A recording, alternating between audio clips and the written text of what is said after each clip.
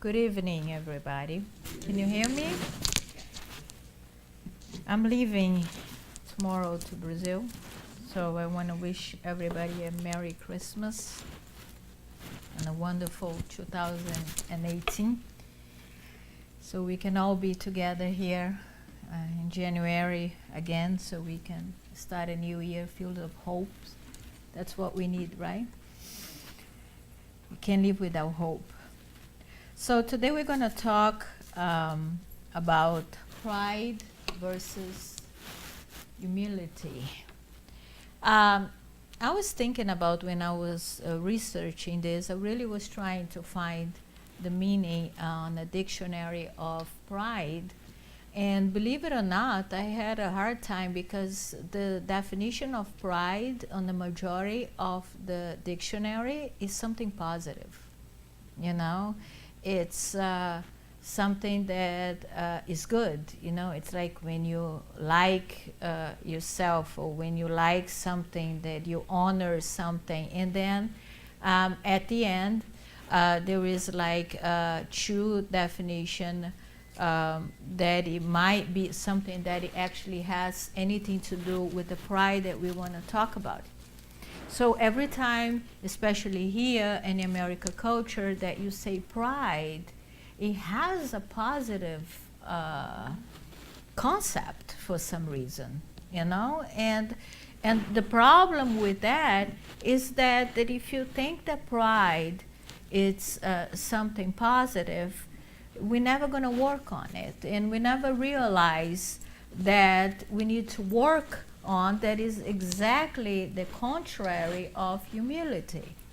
So do you have like pride date, you know, for gay, or I'm so proud, and be proud to be an American, I'm proud to be an American. So I was a little bit of surprised that a lot of people and a lot of the spiritual meaning and the spiritual teaching doesn't talk too much about this problem that it's pride.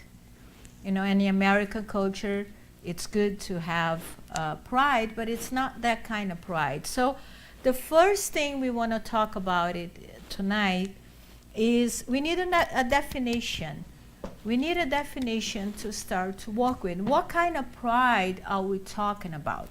So if I give you this hint that I say pride versus humility, what do you guys think pride is?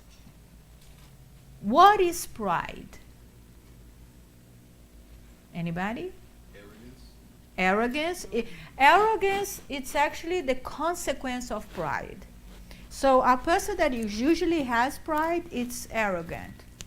So, but what is the definition that you have for pride? When I feel superior than another person. Yes, when you feel superior of another person. Anybody else has a definition of pride? You can say I'm proud of my daughter. Mm-hmm. It's nothing wrong with that, but it's not the type of pride that we're talking about. What we're talking about here, there's different types of pride, meaning of the word pride. And for some reason, and I was telling them that for some reason here in the United States, pride is usually used as a positive word, and it's not. There is you're going to see at the study that is something that we need, really need to work it on it. So we need a definition of not that kind of pride, but the meaning of the pride that is exactly the contrary of humility. You get that? So it's not, the word has, pride has different meaning. What we want to talk about it is a different kind of meaning. So feeling superior about yourself, arrogance, what else? Egotism, okay, that's a good one. Vanity, yes, it's also a good one. Anybody else? I'm going to give you a different concept of pride today. And this meaning, it's from Herman Sidufo, from the medium Vanderlei de Oliveira, that he wrote a couple books. One of this is We Deserve to Be Happy. Unfortunately, those books are not translated to English yet, but one of his books he dedicated mainly to pride. And one of the things that he said that pride is the creation of an image of yourself, of an image that you have it for yourself. Okay? So the reason why we do this is because we lack of self-knowledge. So you don't really know who you are. So what you do is that you create an image, a self-image, that you truly believe that this is what you are. And this is what pride is. Okay? According to this line of thought. So you create an image. And let me see, I'm Yonara, but for some reason, the image that I create about myself, it's usually not the true me. It's not who I am. Okay? It's an image that we create. How do you think that this image gets created? Why do we all have an image that we create for ourselves?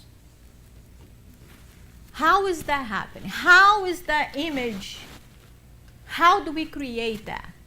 Well, if you think about it, when you were a baby and you're born, you open yourself to the exterior. So a baby, usually, when the baby is born, they have no idea who they are, of course. Baby is a baby. And the first idea that they have is that they are their mother. So you think you are the mother. Just look at this. You have no idea. So, thank you. Passa pra cá. There we go. Thank you so much. So, you think that you are an extension of our mothers. And then when we open our eyes, when the baby opens their eyes, it opens to the outside. When they hear something first, they hear the outside. And when they smell something, they smell something that comes from the outside. And when you touch something that is from the outside. And when you eat something that comes from the outside. So you have no idea what you're doing or who you are, but you understand that the first idea that you have is that you are your mother, and then you realize that you're not yourself. You know how? When you realize when you're hungry and then you cry because you're hungry, then you realize, oh, I'm not her. So this whole concept of how this image is created is how the ego is created. How do we all have an ego? Okay? So what the baby does and how the personality every personality gets created is through the opinions of others. So a baby starts to walk. And then the first step, what do the mothers do? Yay! That's so cute. You know, you did it. And everybody does that, say, ooh, that's a good thing, you know. So the baby, and then when they start to develop, everything that they do, there is something called the mirror, the theory of the mirror, is that everything that the baby do, it looks to the parents, because then if the parents give the approval or not, this is how they develop. And the other way, it's also true when the kid gets no attention when they were young, and nobody does anything to, whatever the baby does, it becomes, and then they develop an ego, but it's not a very healthy ego, let's put it that way. It's full of traumas and everything. So one thing that we need to understand is this image that we create is because we are so focused on the outside. Then the image that we create has everything to do with the opinions of the other people. So it starts with your mother, and then goes to your father, and then goes to your friends, and then goes to your teacher. Who doesn't remember that teacher? You know, that, and then you're going to form that opinion according to what other people think about you.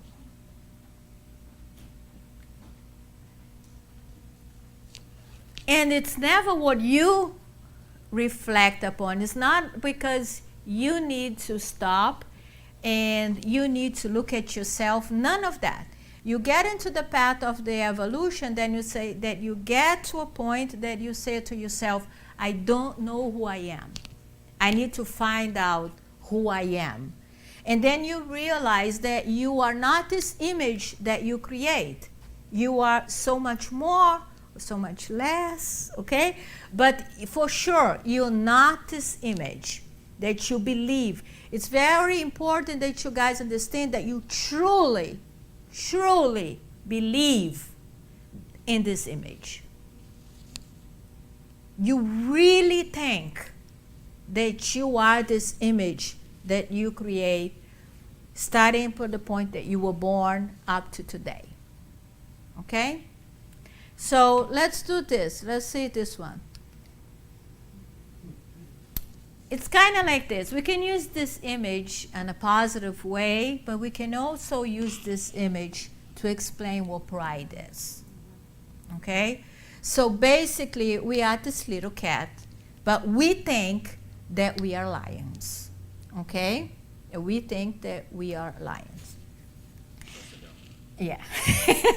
So it's John Broadsword is an American educator. He passed away in 2016. He talks a lot about shame. He was a wonderful educator, counselor. He was a good guy. I read a few books on him. And he said that humans, are born with a sorrow. And the sorrow is that humans want to be perfect. So you were born with that sorrow, and you wanted to be perfect. But you're not perfect. But you want to be. And that is a problem, because when you think about that I need to be perfect, you're not going to take the steps that it takes to actually, it would take a few reincarnations to actually achieve that perfection. You want it right now. So I wanted to be perfect, but I wanted to be perfect now. So what do you do in order to become perfect? But remember, everything that you do for others, because this is how you feed the ego. The ego loves compliments. That image that you create for yourself, that you think you are that image, loves and lives on compliments. So if somebody doesn't compliment you for anything that you do, you get really, really upset, because, oh my God, this image that I need to sustain, what it needs is to feed with, it needs to be fed with all this, with compliments. Now think about how complicated this is, because everybody in the world wants to be complimented, but nobody wants to compliment others. Because, I wanted to, it's important to me, but nobody thinks that, I'm going to give somebody a compliment because it's important to them. So I usually tell people that it's very easy to see egos talking is when you see a bunch of moms talking about their kids. But one can say one thing, like, listen, my son was so cute, he did that. And then a minute later, the other one's going to say, oh, my son, you know what he did? He did that. And there was, oh, my son did that. And my son, so it's the ego talking, because everybody wants the compliment of of their own kids. It's kind of sad, but this is the society that we live on today. It's kind of like a competition. unfortunately. And life, it's not a competition. But society usually, a lot of people think that life is a competition. And we are constantly competing with each other. That's why we don't like to give too much compliment. We like to receive. Because, if I give too much compliment, he might think that he is better than me, and all these things. So we truly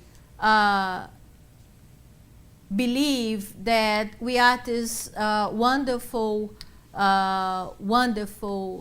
lion.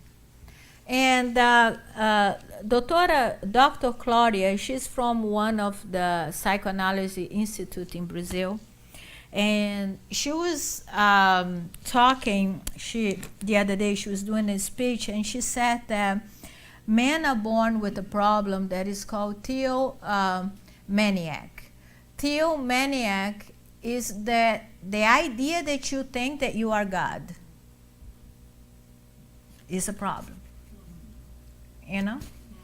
You might think, no, I don't think I'm God. But if you really, really look into your actions, if you really, really look deep down, you say, it might be, something in there, Because the same idea that John was talking about is the sorrow of you not to be perfect. It's the same idea. I wanted to be perfect. If I'm perfect, what happens if I'm perfect? People will like me better. Okay? So there's a lot of things going on and wanted to be perfect. So if we get out of here tonight and you guys understand that you are not who you think you are in a good place to start. Good place to start. Okay? Because then you're going to realize, you're going to ask a question, who am I? If I'm not this image, who am I? That's a great question to ask. It's a great question to ask. Because self-knowledge is the most important thing that we can actually do. Even the Spirit says, how do I do it to grow up fast? Well, self-knowledge. Get to know yourself. Get to know yourself. The first thing you need to understand to get you to know yourself is to not eliminate, because that image is going to be there. You just don't believe it 100% that you are this image. Okay? So, pride and arrogance are conspicuous among the rich, the powerful, the successful, the famous, and celebrity of all sorts, and even some religious leader. And it's also alive and well in ordinary people, including each of us. Yet, a few of us realize how dangerous it is to our souls. How dangerous it is to our souls. What is the problems that you guys see to believe that you are this image?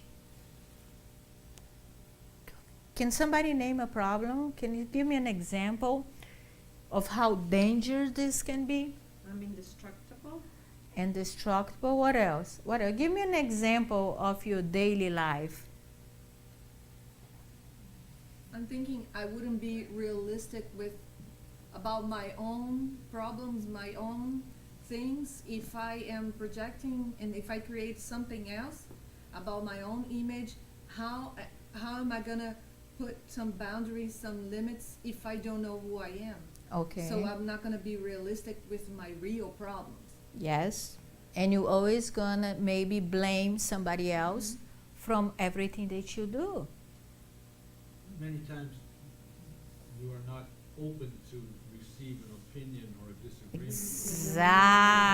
Exactly. That's the main problem that we have is criticism.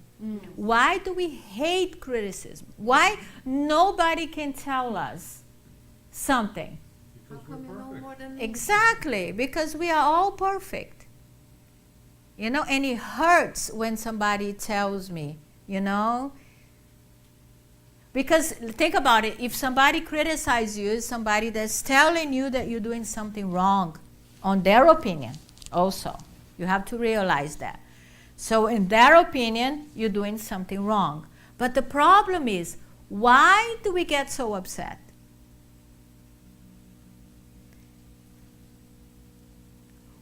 Because we know they're right, but we just don't accept it. Exactly. But think about that. How come it hurts? How come you get mad? How come you get angry? Or if you don't get mad or if you get angry, sometimes you don't look at that person that give you the criticism in the same way. You're going to say, right? Not that son, right? Exactly. Because of the ego. Yeah, but why does it hurt? Approval. There you go. Because that person is not going to believe in this image. Exactly. It's not going to believe in this image. So you're in trouble. So, oops, oh my God. I'm not the lion. No, I have to be the lion. So you're saying I'm a cat? You say I'm a cat? No, I'm not imperfect. No, I do everything perfectly. I do everything perfectly. This is how we are emotionally speaking, spiritually speaking. We are like this.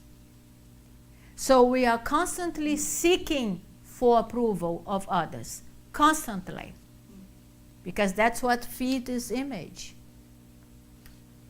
It's exactly what it feeds. So you don't want to accept that, number one, you don't have to be perfect. It's impossible for you to be perfect.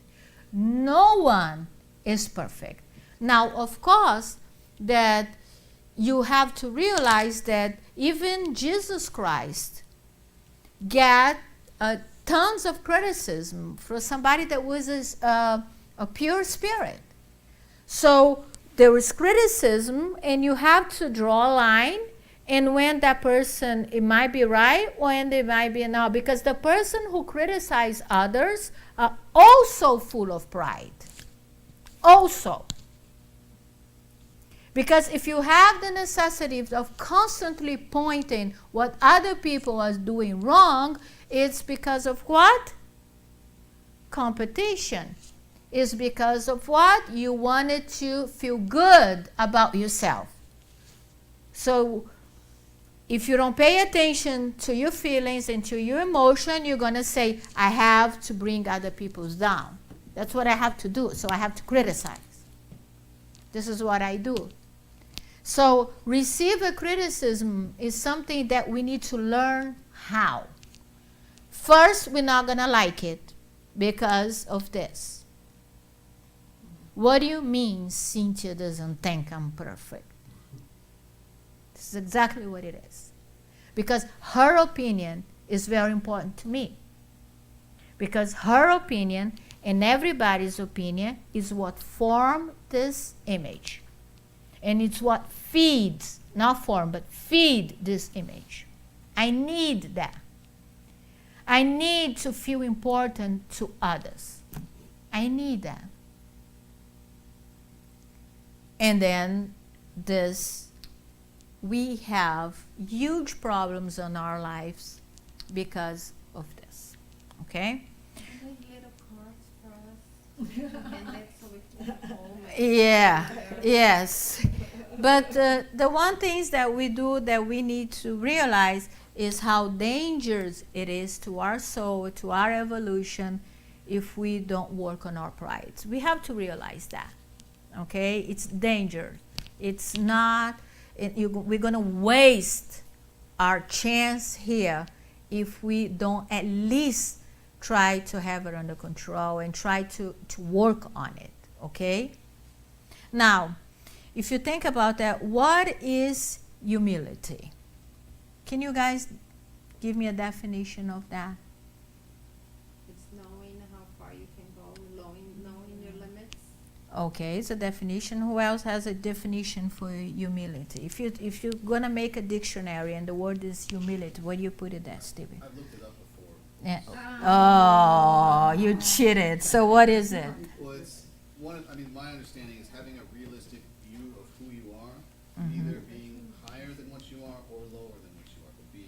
realistic. Some people think it's the same as being humiliated. It's Mm, not about no. humiliation. Mm. It's about being like balanced. It's about being balanced. It's about know who you are with all something very important that is self-acceptance. And you know, Yeah, I'm not assets perfect, and defects. excess and defect, and you know exactly where you at. So it's difficult. It's not easy. But I'm Okay? perfect. Huh? Exactly. So humility, also another great definition of humility is when you allow other people to shine. Look how beautiful this is. And when you allow other people to shine and you don't feel bad and you don't feel like you need to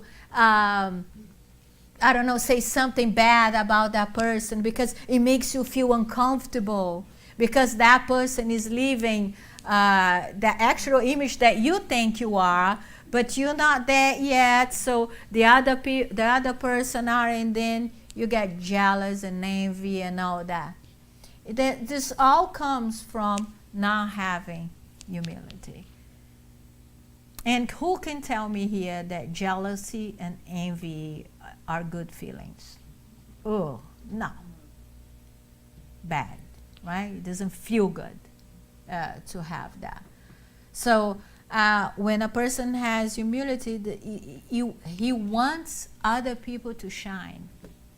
He wants other people to go in and actually be successful in every single way of their life, and it doesn't bother the person that has humility. You actually have to be happy with it. Yes. The best thing is that if you have true humility, you understand that we're all connected, and if Stanley is successful, I'm successful. So it doesn't really matter.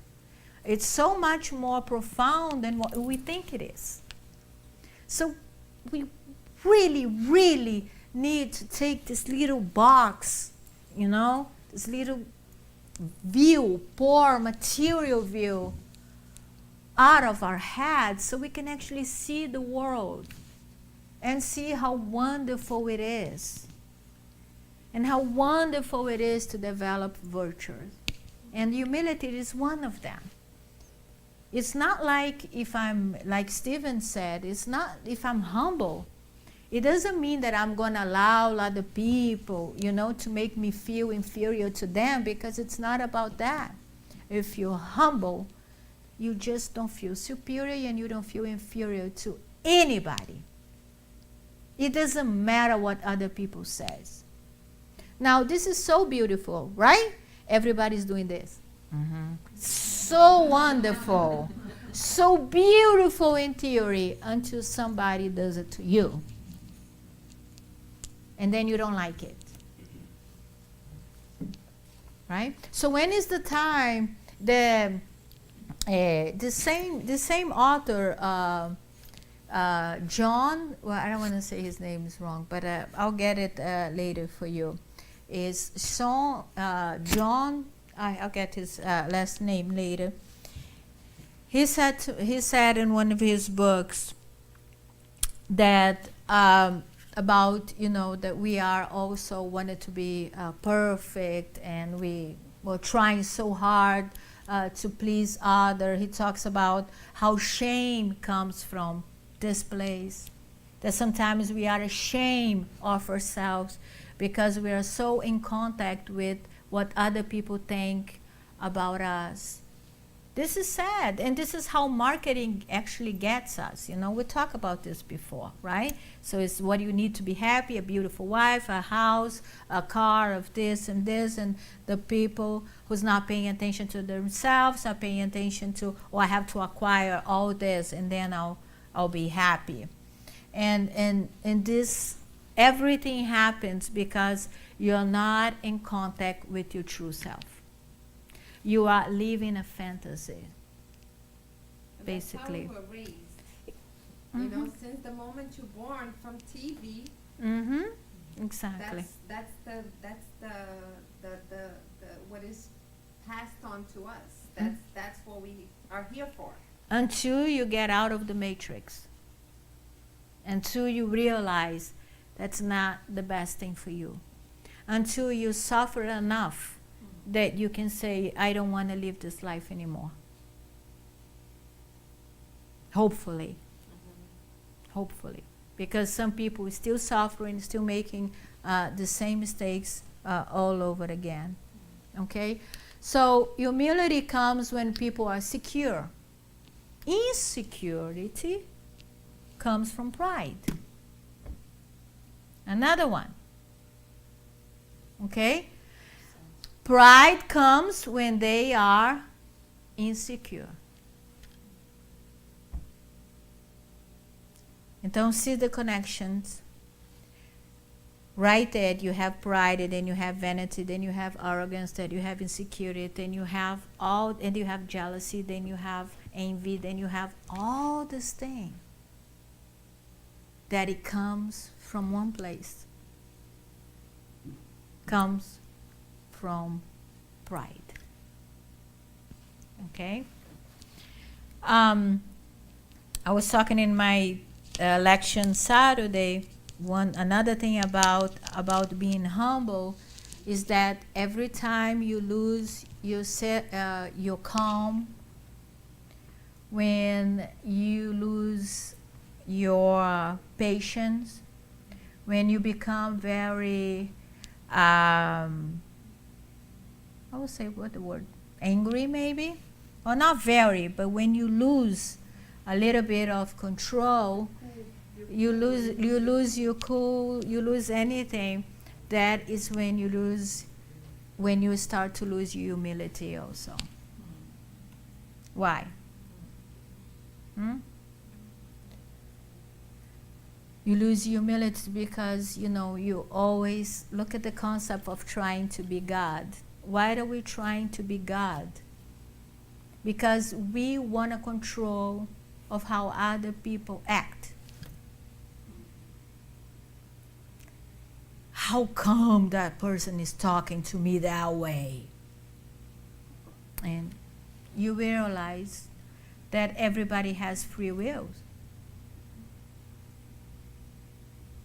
So you see how the theomanic goes right there? We think we are God. We are constantly trying to control how other people feel, how other people should be.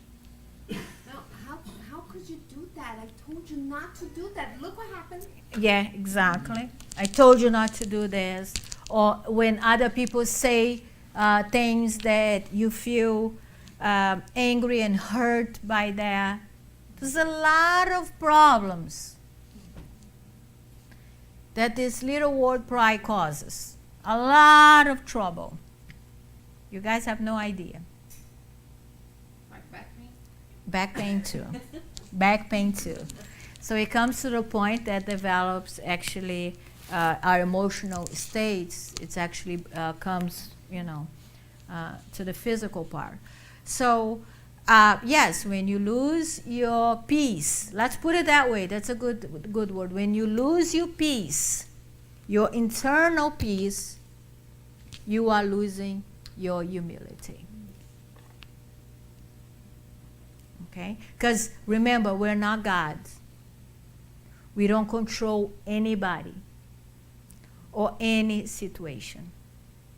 We wanted to do this because we want to be God. But there is some things that belongs to God.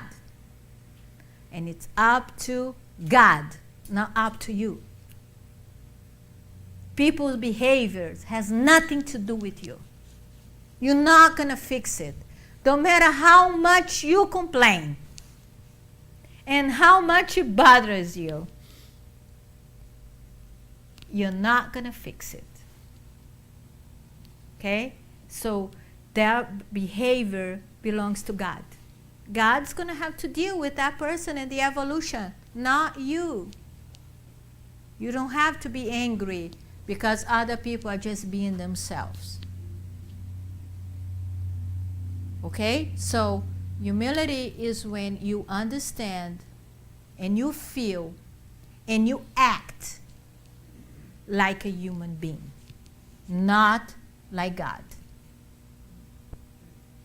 Not God. And sometimes we want to take the place of God. And sometimes we want to do this in our families. You know, I'm the God of the family. You know, everybody has to do what I want to do. Everybody has to do exactly the way I want it. And goes on and on and on and on and on. A humble person understands themselves, what they can do well and what they cannot do. This is wonderful, what we can do well, right? The problem is what we cannot do well. Because God forbid if somebody tells you, humble people are not afraid to take constructive criticism. Constructive. Because you also have to know how to do a criticism. You have to know how. Because constructive criticism is completely different than just plain criticism. Stephen was talking, somebody told me one day that I should do this when I speak, I should have some more enthusiasm. That's a construction criticism. It's like, let me tell you what you can do better. But even with construction, some people can't take it. We really, unfortunately. It's because I'm so humble. Yes, because you're so humble. Yeah. And it's hard. And also, think about this. Do you consider yourself a humble person? Really? You don't have to answer me. A few topics that we talk about it, like wanted to control other people's life, wanted to control other people's behavior, And Stephen, even him over there, the president.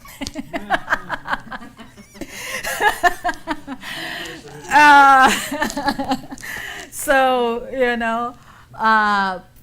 it's like, are you trying to be God? Answer me. That's the problem. It depends on the day. Yeah, Sometimes, exactly. yes. Sometimes yes, right? We have to realize that, because some people will say, "No, I'm not trying to be God." No, so how come you're trying to correct others people's behavior all the time? How come you don't accept? Yeah, God wanna be.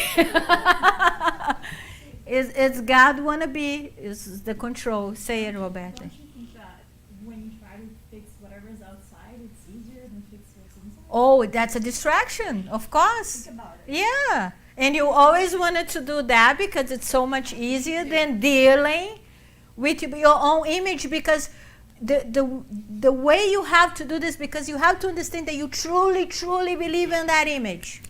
You are 100% devoted to that image. You see the problem? You don't want to see it.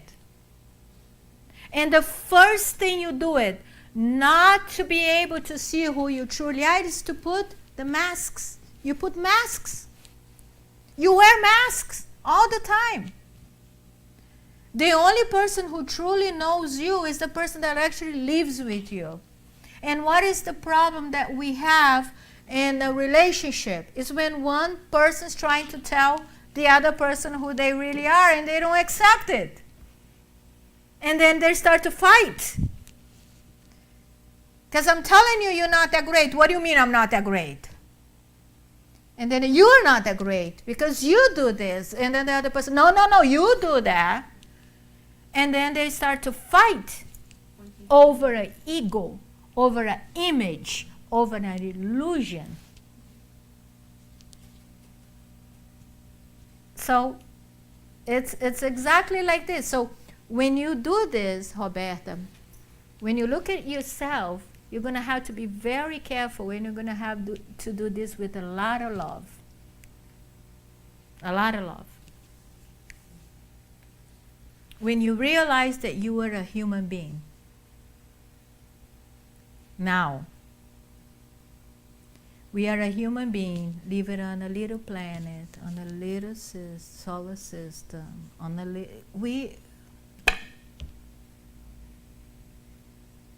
We have so much to learn. I was talking to Patricia today on the phone. I said the problem is that when we don't think we don't have anything else to learn, that's when we're in trouble. Because who in this planet doesn't have any more to learn? And do we know some people that live their lives thinking that, I'm okay, I don't need, and who is living their lives thinking that they need to develop virtues and morality?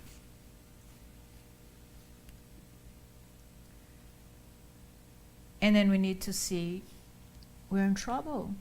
The world, we are in trouble. And if we, as spirits, we as Christians, don't start to give the example over there, think about it. If we are the followers and we don't do it what we're supposed to do it, who's going to do it? It's our job. It's our job, everybody's job in this planet, to bring this planet to regeneration. Now, when Jesus came 2,000 years ago, he gave us the path, and then we, the Christians, don't follow the path. Who's going to follow?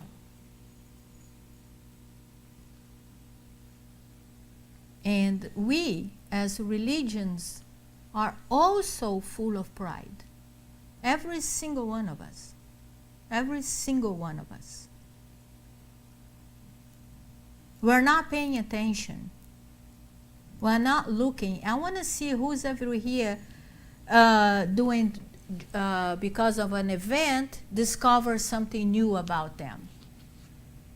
Something happened today, and I discovered that I have a lot more pride than I should have it. Because if you don't do that, you're not going to fix, and you're not going to reflect this light. Right? We know that it doesn't matter who we're trying to hide. It doesn't matter this mask that we put it in every single day. Who are we? Are we letting a light shine? Are we doing this?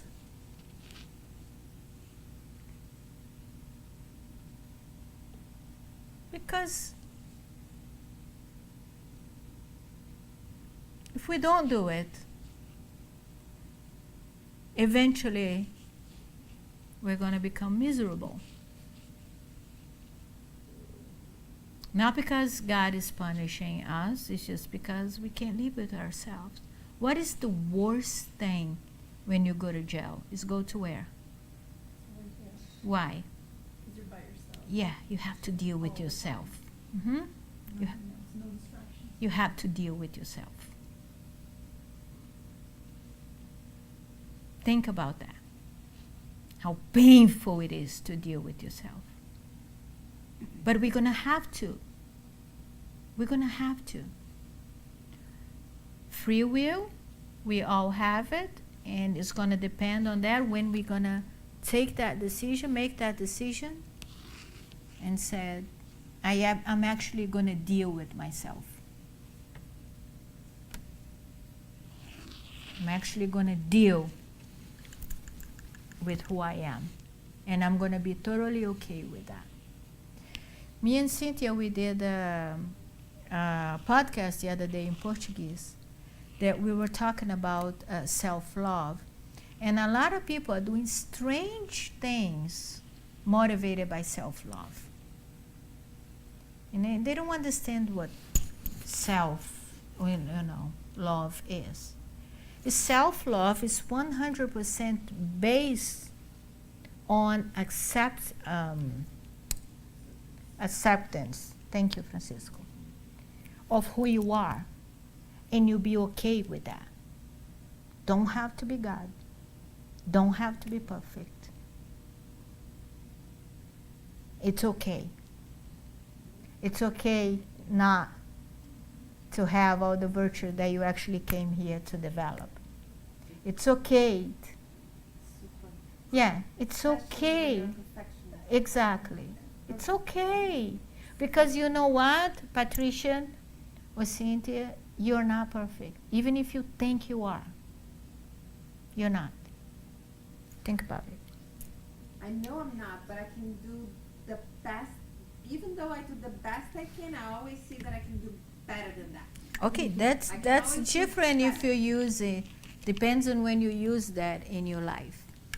Okay? Now, if I say to you or anybody else, doesn't have to be me, nah? If I said to you, Patricia, you are selfish, how would you receive that? How come? Am I? No, I'm not. Now, tell me, now tell me this and be honest. When are you referring? Who lives on this planet that it's not selfish? No one. But this is a good point, Completely. Yonara, but when you say constructive criticism, Mhm. this is the key word about this, because you can't tell to anybody, to the person that they are selfish. Mhm. But everything depends the way that you said.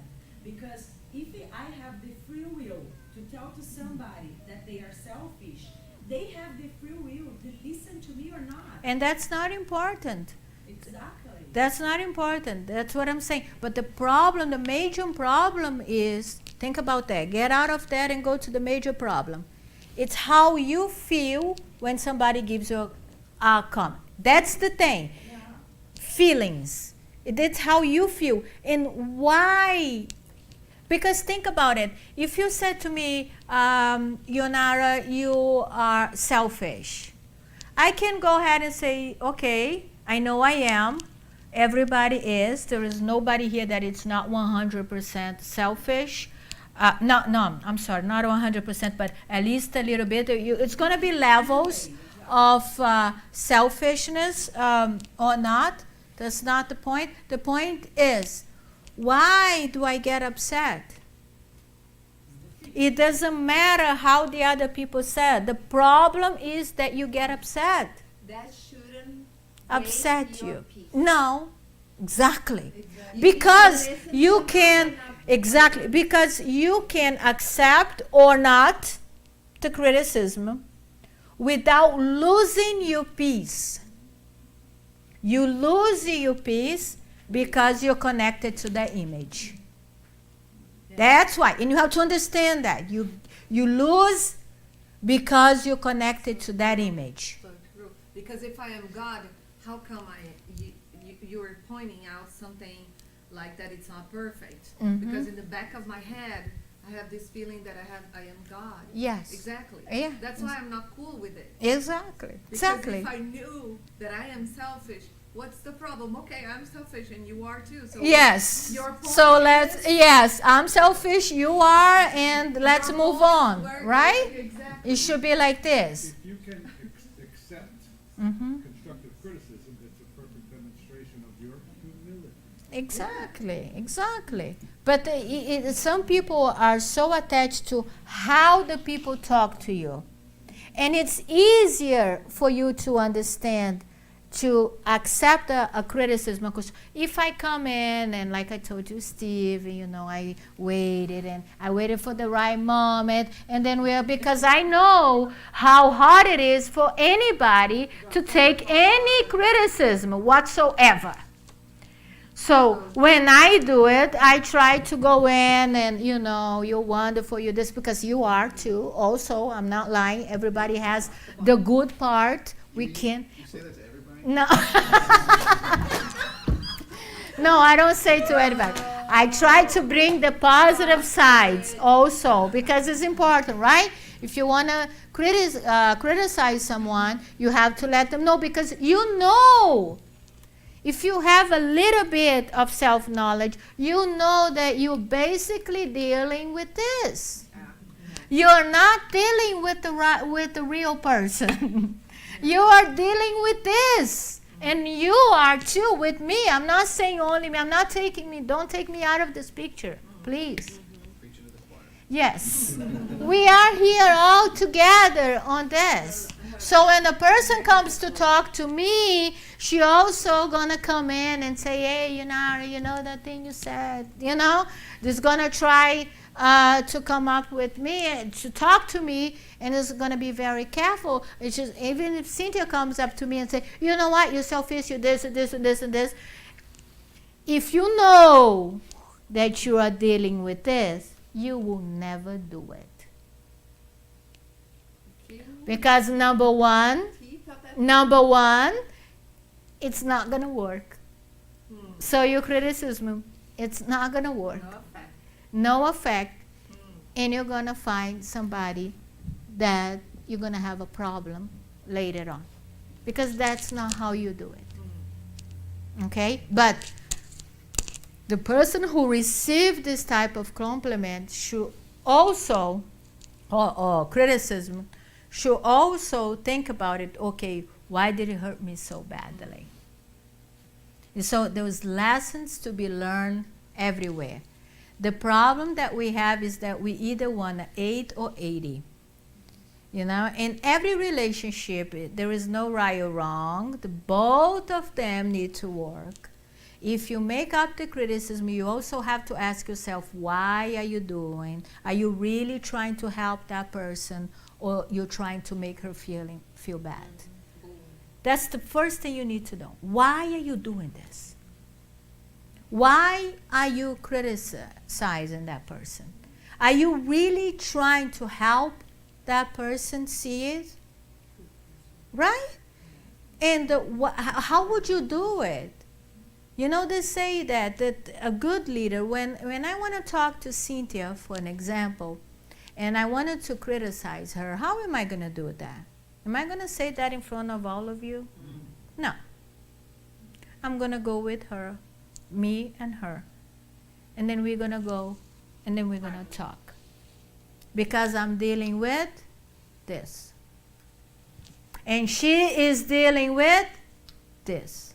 Not only that, she's gonna feel embarrassed. Exactly. You're exposing me. Mm-hmm. See how it is? Okay. So, understand what we cannot do well is so important. This is how we grow. Here, we feel good. Here is what we need to grow. Okay? Some things we cannot do yet in life. Our perspective on humility can be radical change if you will meditate on the greatest example of humility in history, Jesus Christ. Jesus Christ. Think about it when he was crucified and you say, oh God, please forgive them. They don't know what they're doing.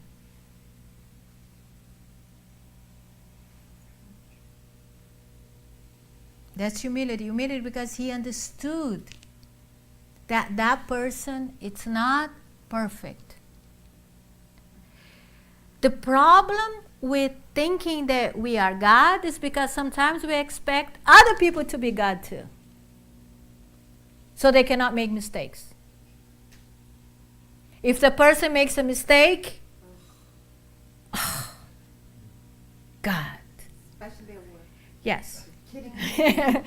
At work or any place else, na casa here in the Spiritist Center, what do we do when somebody makes a mistake? Huh? Didn't he, she, or she knew better because Yeah. they are spiritists? Yes, exactly. And here with us. We go there and you say, are you crazy? Yes. You see? We try to be gods again. We don't understand that we are not perfect, and so it's other people. So you're very good at doing something. So I might be very good on teaching kids. Okay? But then I realize that Patricia, so this example, I think you're great. Yeah, right. No, she does. You really think that? No, because she is the teacher, to teach the kids. So when Patricia leaves the room, she doesn't clean up, she leaves all the chairs up and down, but she's good with the kids. She's good in what she does. She's just not perfect. She forgets to clean afterward. So do I need to lose my peace over there? No. Can I still think that she needs to improve? Yes. Okay?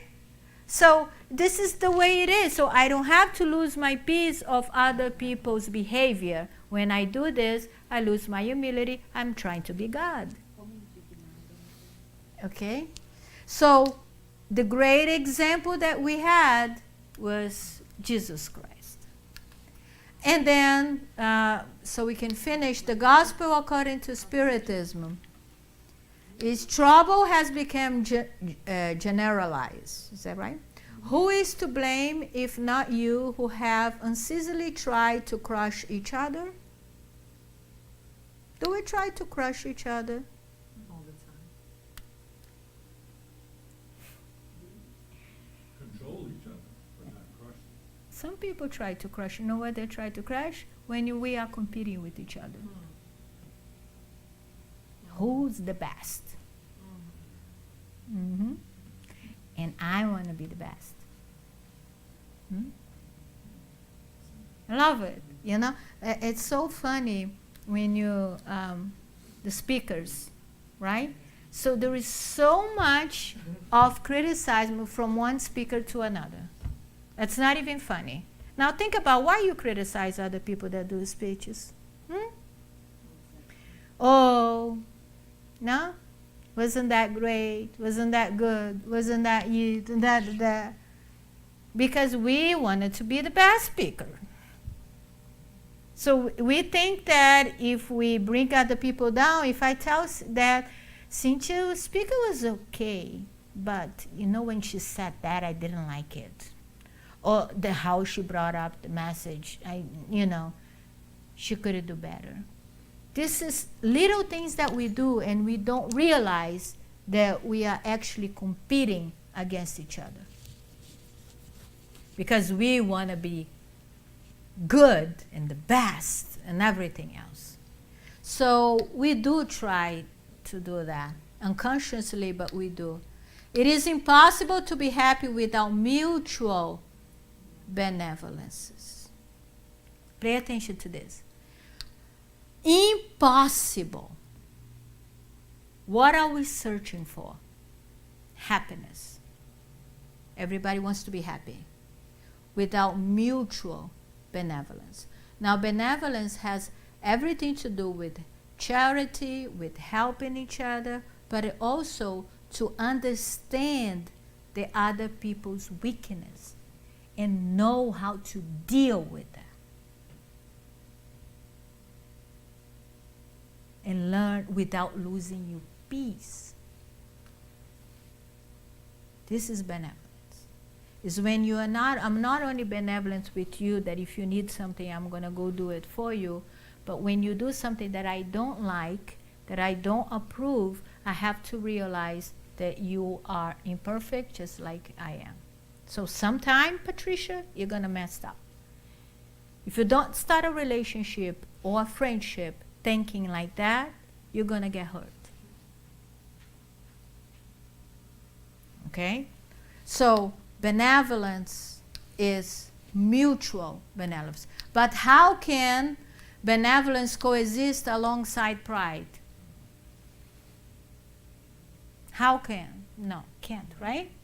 Okay, so pride, this is the root of all your troubles. That's why we cannot say that we don't have pride. Because if we have trouble in life, if we're not 100% in peace all the time, 24/7, we have pride. And we need to work on that. And don't think that, how am I going to work this? It's kind of like an onion. work it on your pride. It's funny because you take one part and then you have to peel the second part, then you have to peel the third part. So you get a little bit better every day. But layers. You're going to have to work on layers, you know? Now you learn how to take criticize. Now you know how to compliment others. Now you know how to do this. Now you know how to do that. And it comes, and then we have to work our whole life. Because we don't want to waste time, do we? No. We want to do what's right for us. So I think it's really helpful if you start to define pride as the image that you create to yourself, that it's an illusion, okay? And you actually don't think about that. If you know that what you think it's an illusion, Stephen, and then I'm trying to help you, and I come up to you and said, hey, Stephen, you have to work a little bit on your envy. You're a little envious.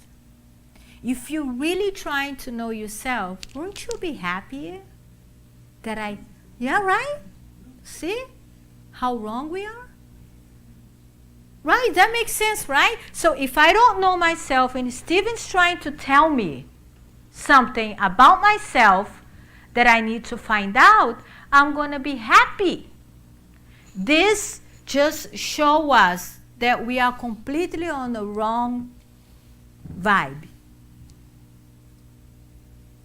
If I'm on a right vibe with this, and if I really want to grow, if I really want to work on my pride, and Stephen comes up to me and said, Yonara, you're being a little bit impatient, and you are have problems on your envy. Envy is something that nobody wants to hear. We already label envy as something bad. So if we label as bad, I want to see in other people, but I don't want to see myself because I'm the lion. I'm that image. Oh, me, envious? Never. So I don't want to see it. And I'm going to have trouble to see it. Understand this, people? I'm going to have trouble to see it. So, and if Stephen come up to me and said, Yonara, you a little envious. I was like, am I, Stephen? Oh, thanks for telling me. I'm going to try. I'm going to work it on it. And I'm going to see if that's true enough. Thank you so much for helping me. We are living in hypocrisy world. We are not true with ourselves. Come on. We need to. So when it comes, when we do this, when somebody does that to us, and this is a challenge for every single one of us now, if somebody comes with a criticism to us, okay, and of course we're going to be kind of mad first, but then we're going to think about, oh my God, I should be grateful. I should be grateful. It's kind of hard because people really don't come to you with criticism in that way unless they wanted to really bully you, not to But make even you better. but even if they are bullying, don't worry with that. Try to forget that. Even if they're trying to bully you, don't you be grateful, because you're going to say, okay, let me see. Thank you. No problem. I'll check myself. I'll see if it's good. Thank you.